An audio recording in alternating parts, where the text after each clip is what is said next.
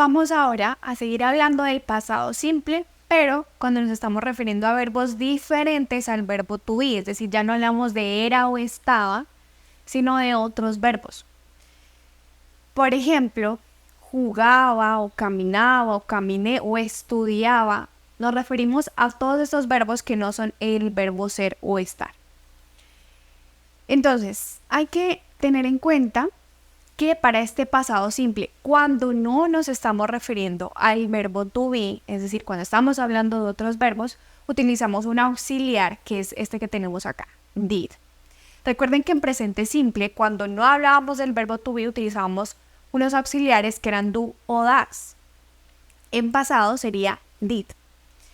¿Y qué pasa con este auxiliar? Solamente va a ir en las oraciones negativas y en las oraciones interrogativas. En las afirmativas ya vamos a ver cómo las vamos a organizar y a escribir pues para que queden en pasado simple. Pero para las negativas y las interrogativas, cuando no hablamos del verbo to be, tenemos ese auxiliar que es did. Entonces tenemos también que tener en cuenta que cuando hablamos de pasado, el verbo o la forma del verbo cambia. Si la oración es afirmativa, como no va a ir el auxiliar did, recuerden que este solo va en las negativas y en las interrogativas, debemos cambiar la forma del verbo y hay verbos regulares e irregulares. Los verbos regulares son en los que nosotros agregamos ed o ied o simplemente una d y pues ya cambiarían a pasado. Y los verbos irregulares son los que cambian su forma.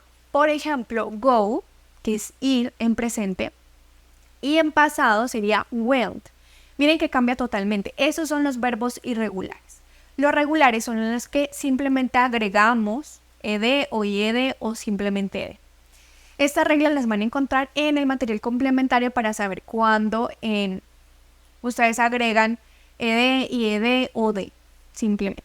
Y pues ya los irregulares son los que cambian totalmente, que también los pueden consultar. Ya teniendo claro esto para las oraciones afirmativas, recuerden que solo para las afirmativas en pasado simple, tenemos aquí ya algunos ejemplos. They worked in a bank last year. Ellos trabajaron en un banco el año pasado. Miren que aquí la forma del verbo ya cambió. Este sería un verbo regular. ¿Por qué? Porque simplemente agregamos ed. Entonces nos dice, ya no dicen ellos trabajan. Lo que nos está diciendo esta oración es ellos trabajaron en un banco el año pasado. Y recuerden también que tenemos aquí una expresión de tiempo de pasado. En el siguiente ejemplo, he wore glasses when he was in high school. Miren que aquí el verbo sería usar en presente y en pasado sería usó, que esta es la forma del pasado. La forma de wear en pasado que cambia, este sería un verbo irregular, puesto que cambia, ¿cierto? Y luego ya tenemos el complemento. Miren que no tenemos el auxiliar did, que nos está indicando que estas oraciones están en pasado, que el verbo está en pasado. Aquí los encontramos subrayados o señalados. Y en el siguiente ejemplo, they lived in London with their family 2 years ago. Ellos vivieron en Londres con su familia, con sus familias, 2 años atrás o hace 2 años. Entonces miren, igualmente, esto nos está indicando que la oración está en pasado además de la expresión de tiempo, pero ya con solamente tener el verbo en pasado sabemos que nos estamos refiriendo a este tiempo gramatical. Y recuerden diferenciarlo con el pasado del verbo to be, que era el tema que acabamos de ver. Esto en cuanto a las afirmativas, es decir, que tenemos el sujeto, verbo en pasado, ya sea irregular o regular, y el complemento. Tenemos ahora las oraciones negativas. Miren, tenemos un sujeto de quién estamos hablando y aquí sí vamos a colocar el auxiliar de pasado simple que sería did. Como es una oración negativa, debemos colocar el not, o sea que pondríamos did not o didn't, cualquiera de los dos. Y el verbo ya va a ir entre paréntesis en presente, es decir, en su forma base. ¿Por qué? Tenemos este auxiliar did que ya nos está indicando que la oración está en pasado. Entonces el verbo ya va a ir en su forma base y el complemento. They didn't play tennis last Saturday. Ellos no jugaron tenis el sábado pasado.